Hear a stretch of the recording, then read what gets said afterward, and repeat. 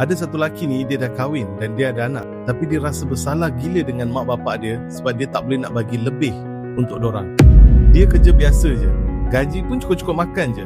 Ada family sendiri nak tanggung, tapi setiap kali dia tengok mak bapak dia akan rasa sedih gila sebab dia tak boleh nak bagi lebih. Dia nampak dorang masih hidup sederhana, masih berjimat, tapi dorang tak minta apa-apa pun kat dia.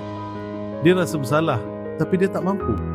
Satu benda yang ramai orang tak sedar, mak bapak kita bukan nak duit kita pun, kecuali kalau memang susah sangat dan dorang harapkanlah. Tapi most of the time dorang tak nak duit kita pun, dorang nak masa kita.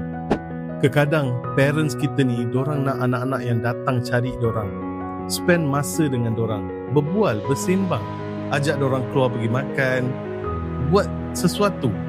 Sebab ramai anak-anak lepas berkahwin, dorang keluar, dorang ada kehidupan sendiri, ada isteri sendiri, ada anak sendiri, ada suami sendiri, ada tanggungan sendiri, ada macam-macam.